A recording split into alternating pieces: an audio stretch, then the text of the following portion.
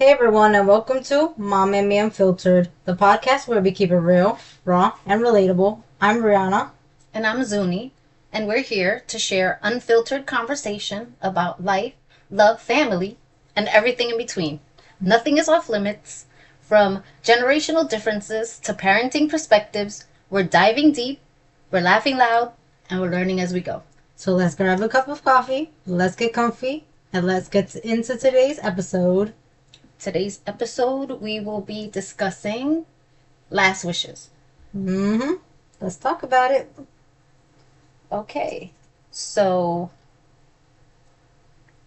last wishes. When it comes to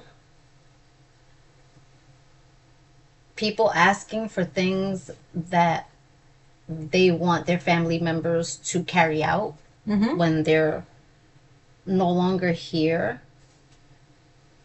sometimes there's a difficult conversation because, as they say, none of us are promised tomorrow. Yeah. And you don't know if your time is going to come when you're young, when you're old.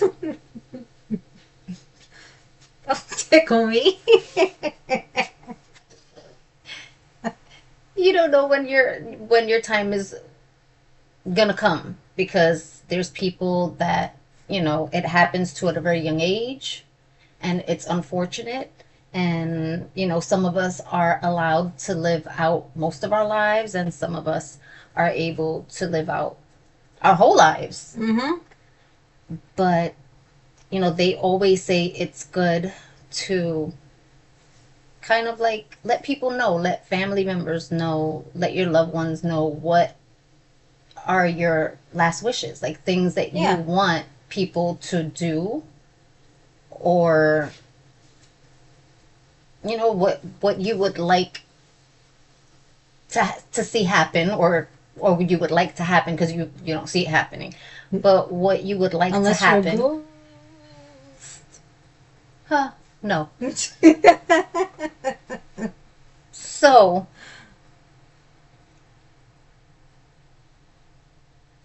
come on, don't tell me you wouldn't hurt someone if you could. Oh, stop it. But anyway,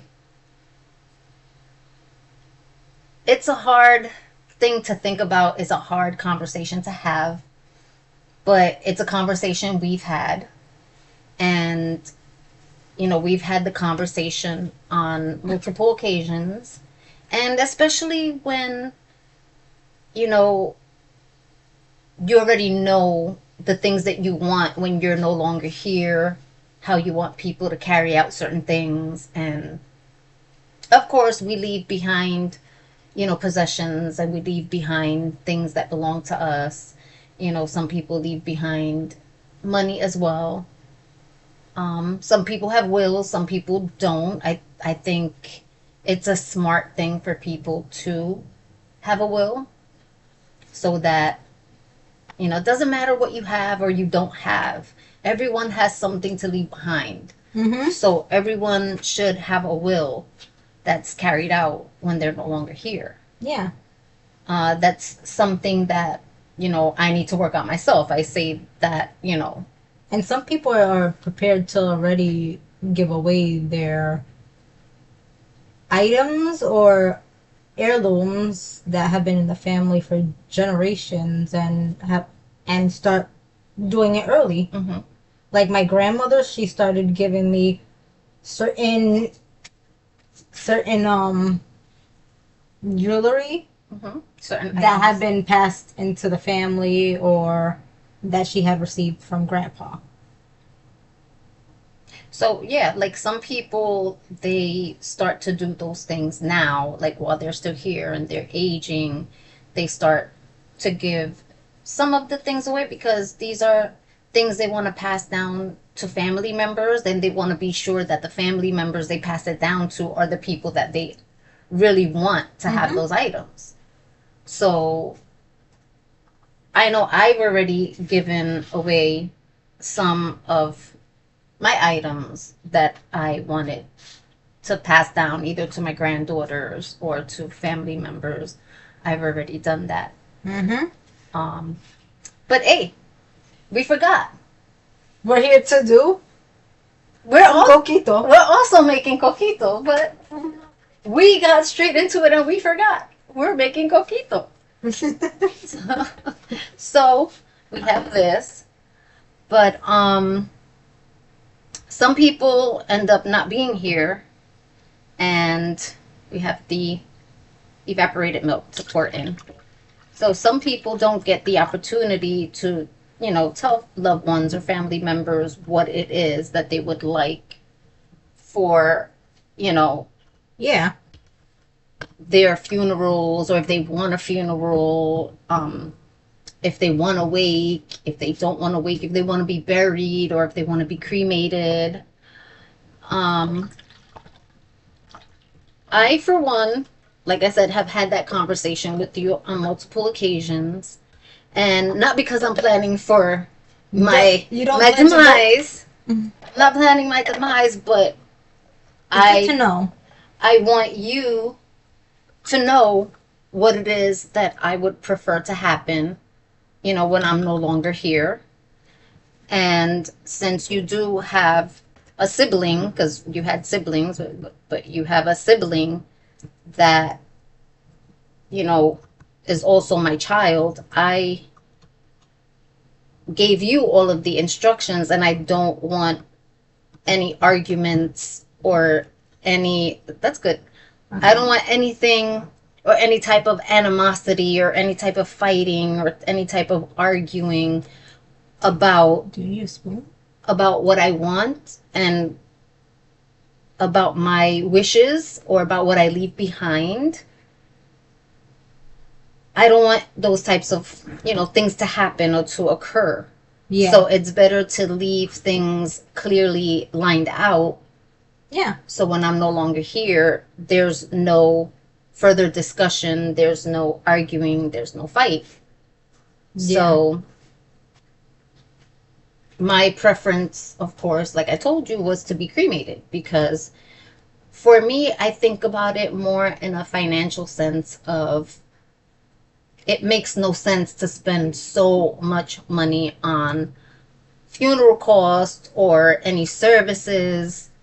Like, it's just doesn't make any sense. If I've never had this outrageously expensive and crazy birthday party, why would I have it in my death to have a funeral where a casket is going to be buried in the ground, and a funeral service or any type of service is going to take place, and people that don't like me are going to be there. Yeah. People that never look for me in life are going to be there. I don't want hypocrites at my funeral. So That's so facts. right, I don't want people that don't like me and don't look for me and don't care for me, or just don't interact with me now. Like, if you don't spend time with me now and you don't have a relationship with me now, I don't want a funeral and want you in it. Yeah. Like, it doesn't make any sense to me. You don't want your you don't want people who were never there to be there. Right, Or exactly. people who don't like you to be there. Right, because that always happens. There's always someone that doesn't like you or never liked you, and they show up to your funeral or to your wake or whatever. Like, no, I want positive vibes. I just want to be cremated. I don't want a service. I don't want anything like that. I don't want anyone viewing my body. Like, I don't want any of that stuff, because for me, just burn. right, just, cremate me and don't even buy an urn, because that's another waste of money. Why would you want to save my ashes? God bless you. Why would you want to save my ashes? Why would you want to save... That's confirmation. I guess so. Why would you want to save my ashes? Why would you want to do any of that? Like, I think that it's kind of creepy to have someone's ashes in your home. And not even that. You don't only have their ashes, you have the ashes of the box that they were in that they burnt. So it's not completely all of them. You know, so you wouldn't have just me in the urn, you would have the box, you would have parts of the box. So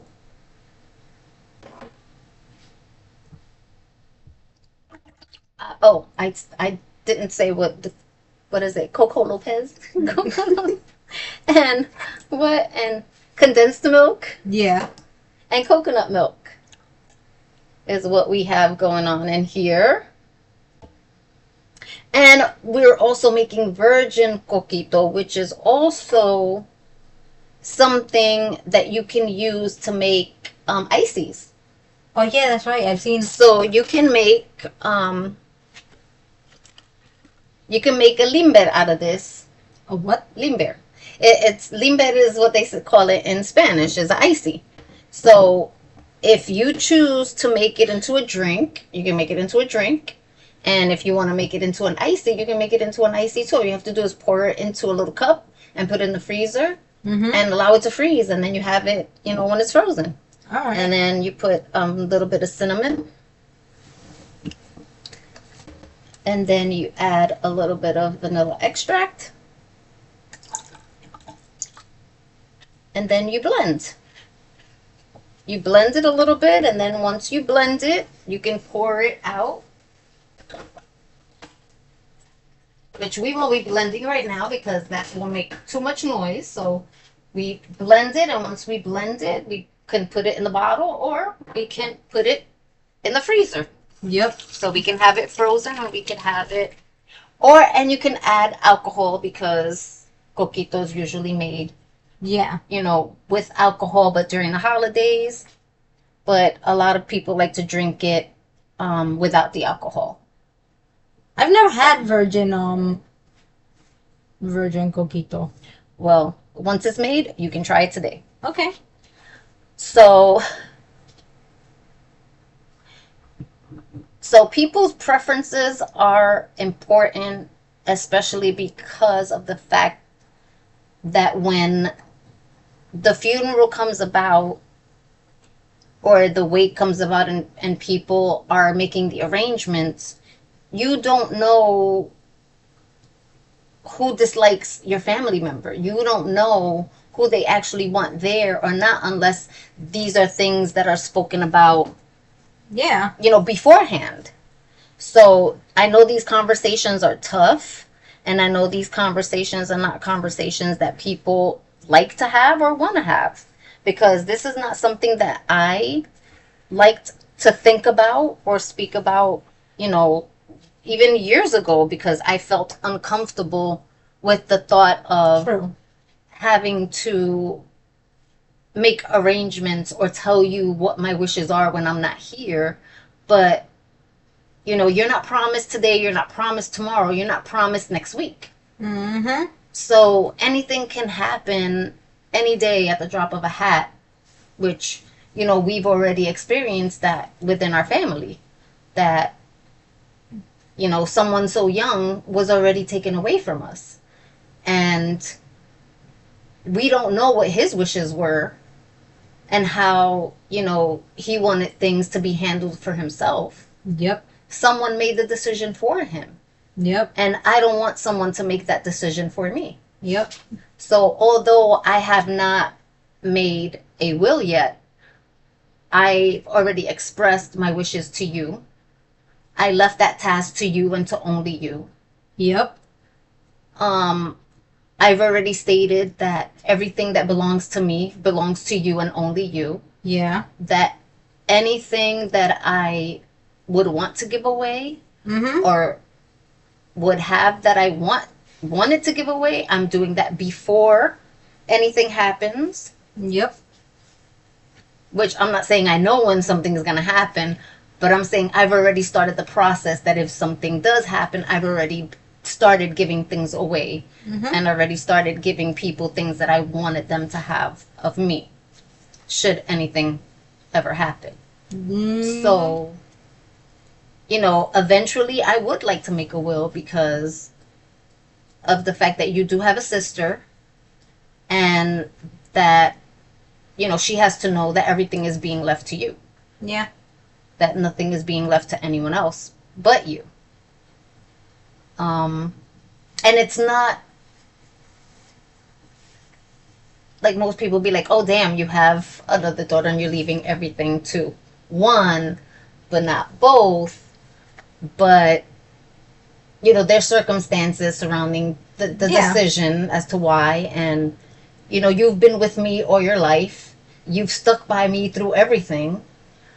Um, and you're the one that's been here. And you're the one that's been solid. And you've never allowed anyone to manipulate you against me.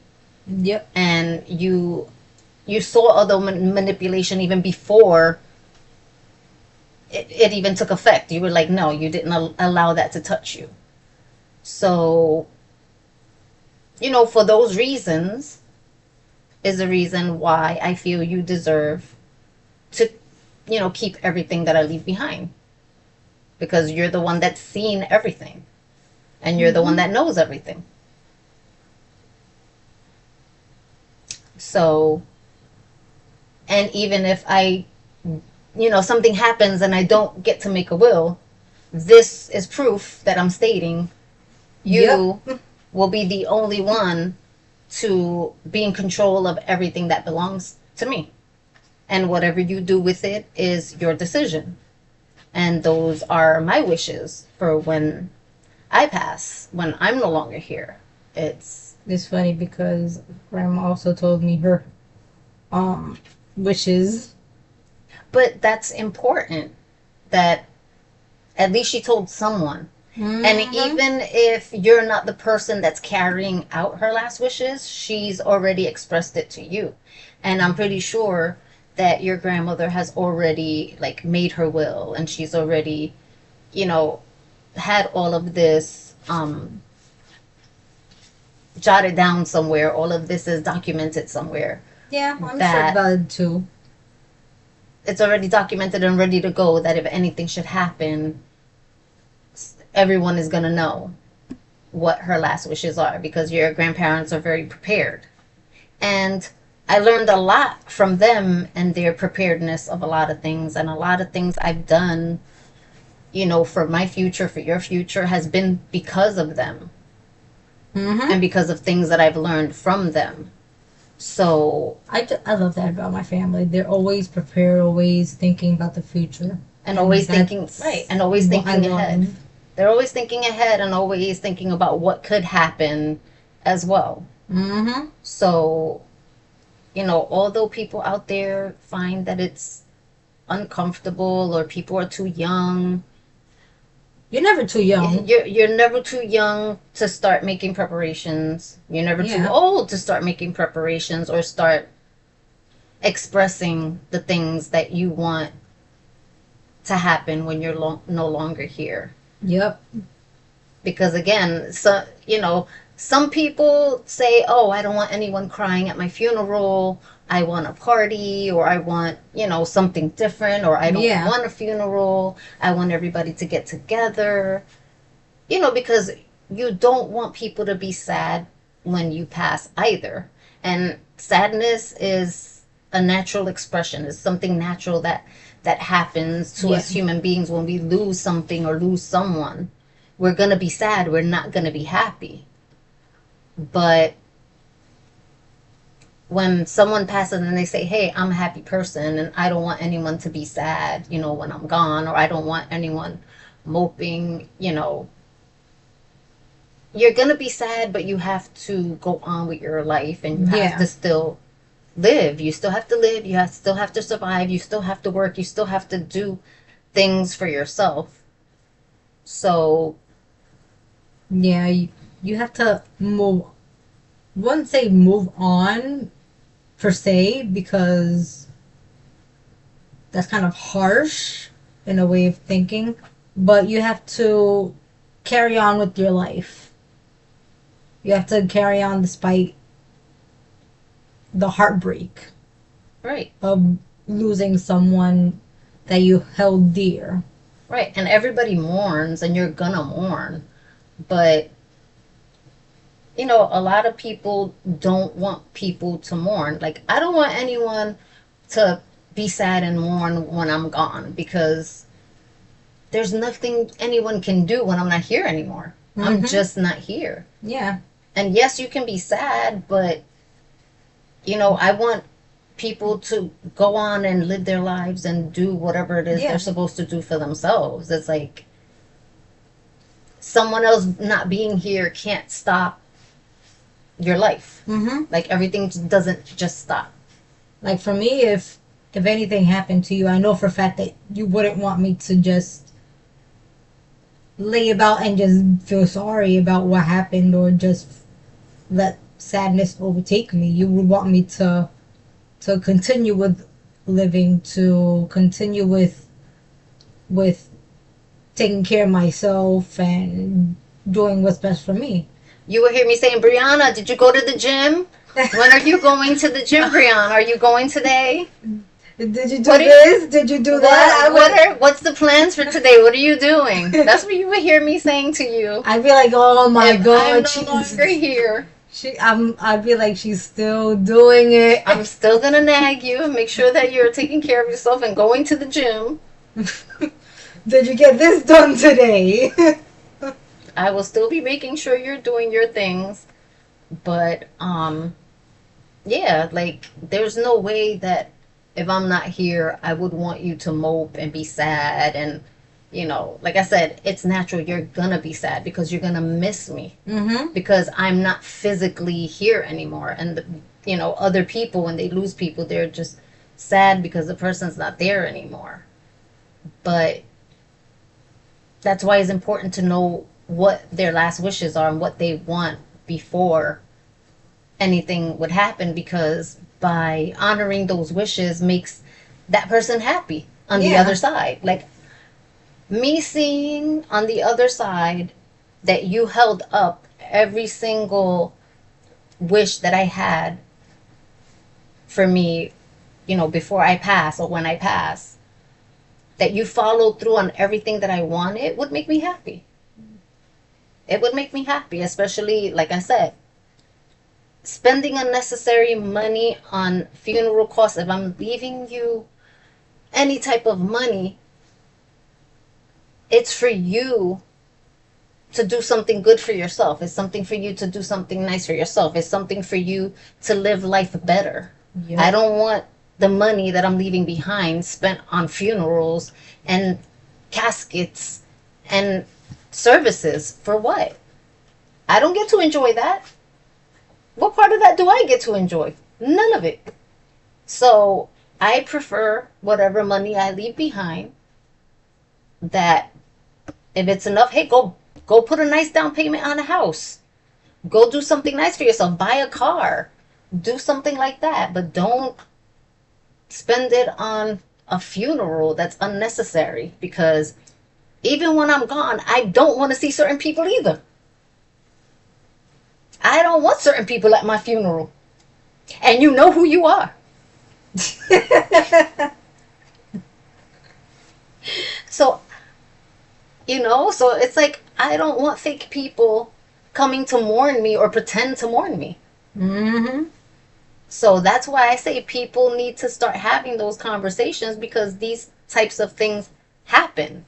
These types of, and even like fights break out and stuff like that at wakes and funerals, because people are showing up that shouldn't be there, or people are showing up that other family members don't want there. So at the end of the day, it could be an uncomfortable conversation, but it's also a helpful conversation, that you have knowledge to what your family member truly wants. Yep.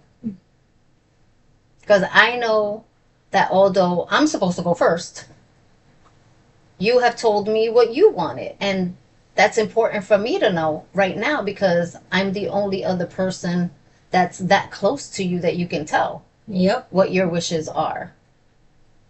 But when you have children, you would need to tell them what your wishes are, so that they're aware and they can carry those wishes out when the time comes. So like I said, no one plans on, burying their children or their children to pass before them. But unfortunately, in the world that we live in now, things are so crazy that, things like that can happen. And it's sad, and things like that do happen. But it's also good to know what people want. Like, I don't want people burning candles, doing memorials and stuff like that. I don't like that either. Me Like, either. don't do that. Like, that's not something I would want. Like, you could burn a candle, sure, but I don't know. Do not burn a no, not one candle, not two. Do not. Like, I do not want anybody burning candles if anything should happen to me. Like, that's not gonna save my soul. That's not gonna rust my soul. That's not gonna do nothing. You know what? Please do not burn Light candles. incense. Light incense. Just one. No, don't be good.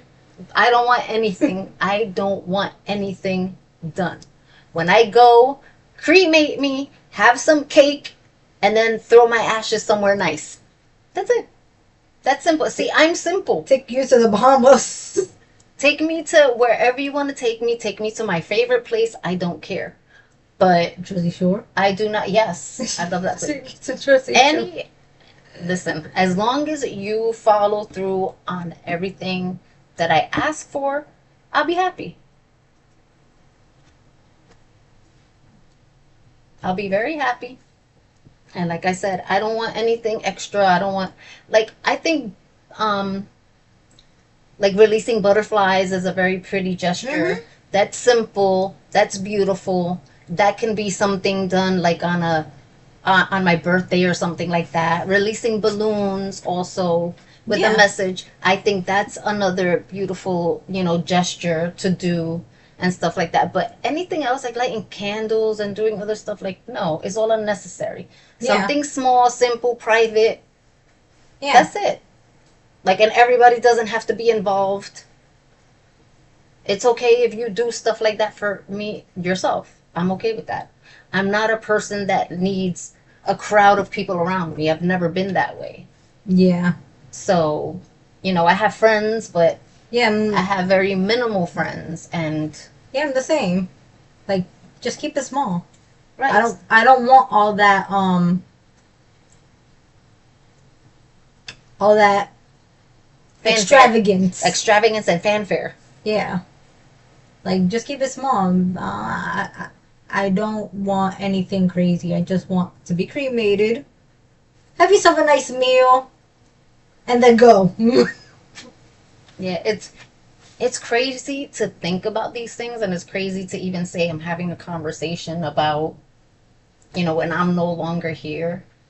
But we're not meant to live forever, and eventually it's gonna happen. And whether it happens now or later, at least we're prepared and we know. And I think that for me, I'm getting a little older in that age that I need to, like, really step it up and go out there and make that will, because I want to make sure that everything is airtight, when I'm not here, and that no one is ever able to fight what I say and what my decisions are before I go. You know what's weird? With my stuff. I used to fear death when I was little, because I was like, it's a scary thought, but over time, as you age, you slowly gain this, like, realization, or, like, understanding of the world and how things are. Mm-hmm.